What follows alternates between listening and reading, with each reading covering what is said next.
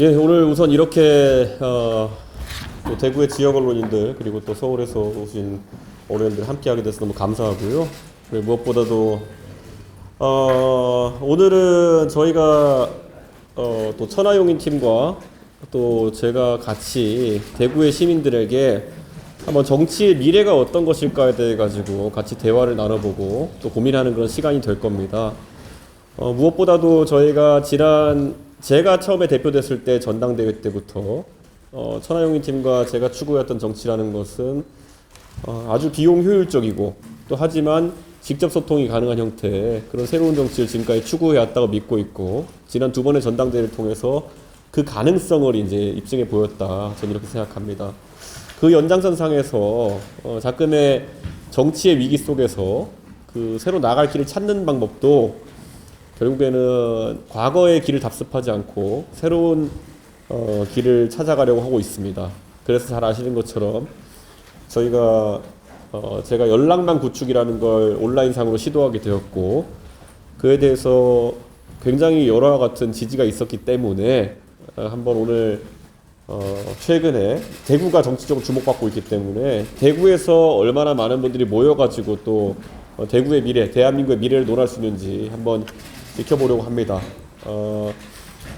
최근에 대구의 미래에 대해 가지고 여러 인사들이 발언을 계속 하고 있습니다. 그래서 저는 제가 한두 달 전쯤부터 대구에서 이런저런 이야기를 한 것에 대해서 어느 정도 효과가 나오고 있다, 이런 생각을 합니다. 그것이 지금까지 정치적으로 항상 정체되어 있고, 그리고 또 새로운 의견이 나오지 않던 대구에서 다양한 의견이 나오게 되는 그런 계기가 되기를 바란다, 이렇게 말씀드리겠습니다. 그래서 최근에 대통령께서도 칠성시장을 방문하시고 또 박근혜 대통령 사저를 방문하시고, 그리고 법무부 장관도 최근에 대구를 방문하고, 그러면서 어느 때보다 대구에 대한 정치적 관심도, 그리고 대구 시민들의 정치적 관심이 높아지는 상황 속에서 결국엔 미래가 이 담론의 중심이 되었으면 하는 그런 생각입니다. 지금까지 저희가 광주에서 정치를 할 때도 광주의 과거보다는 미래가 담론의 중심에 있길 바란다는 취지로 저는 서진 정책을 해왔었는데, 보수 진영의 본산이라고 하는 대구에서도 결국에는 미래 담론이 중심에 자리 잡을 수 있도록 하기 위해서 오늘 이런 행사를 갖게 되었습니다. 예.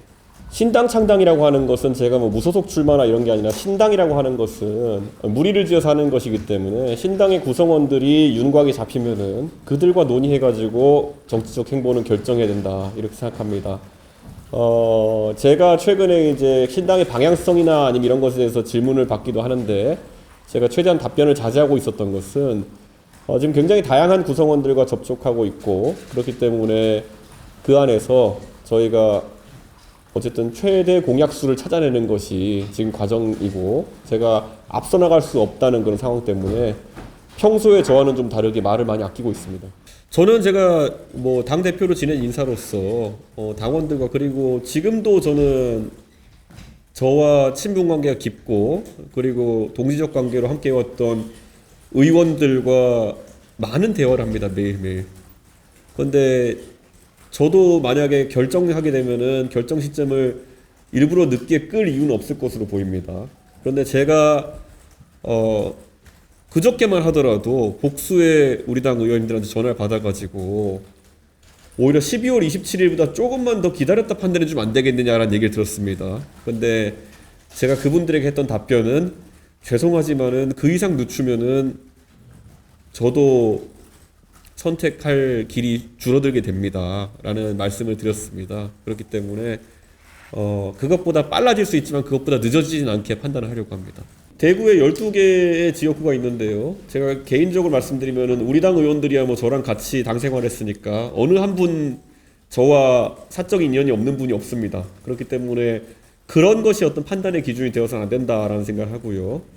다만 또 안타깝게도 제가 예측하기로는 우리 12분의 대구 국회의원 중에서 제 생각엔 반수 이상이 아마 이번에 물갈이의 대상이 될지도 모릅니다. 그래서 제가 예를 들어서 서울에서 언론인들이 물어보시면 반농담으로 이렇게 말씀드립니다. 대구 동구에 갈 가능성이 있느냐? 저는 그러면 강대식 의원과 붙을 생각은 추호도 없다. 하지만 강대식 의원을 만약에 불합리한 이유로 공천을 배제한다든지 한다면은 거기도 가능하다.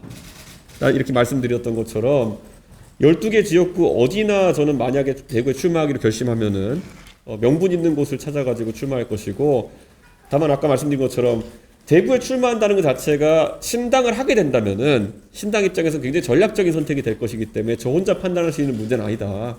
이렇게 말씀드리겠습니다.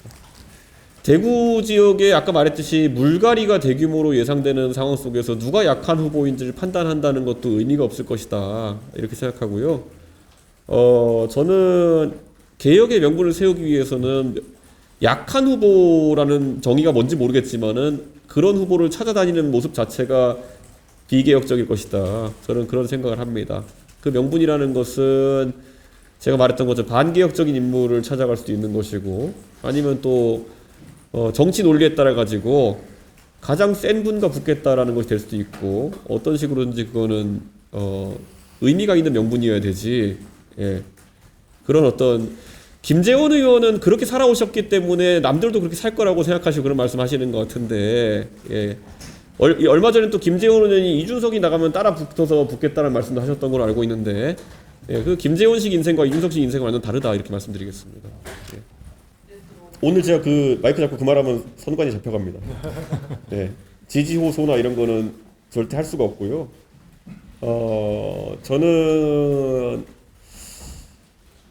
제가 이렇게 말했어요. 제가 당대표 시절에도 몇 번 얘기한 적이 있었는데, 그리고 지난번에 대구 지역 언론인 아시아 포럼에서 말한 적이 있는데, 제가 대구가의 정치가 바뀌어야 된다라고 보수 정치인으로서 말하는 이유는 대구의 정치가 바뀌어야지 오히려 수도권 정치에서 저희가 승리할 수 있다는 그런 역설적인 그런 상황 때문입니다. 그렇기 때문에 저는 제가 아까 신당의 가능성을 말했는데요.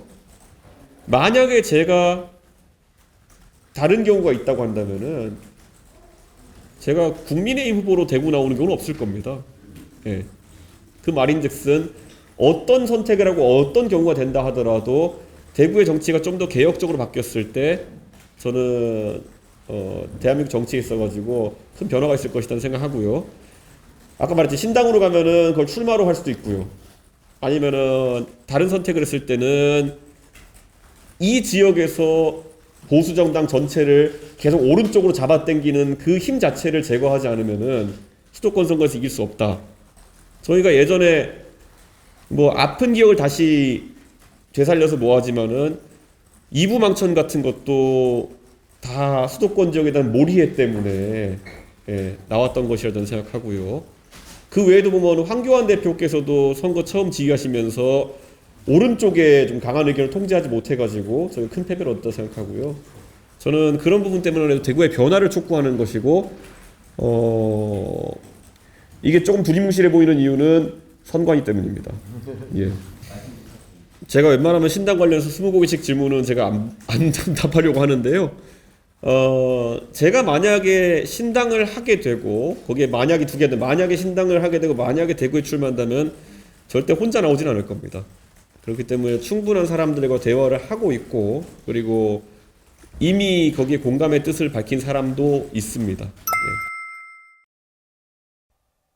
이번 소식도 유익하셨나요? 매일신문 구독하기로 신속하고 정확한 정보를 받아보실 수 있습니다.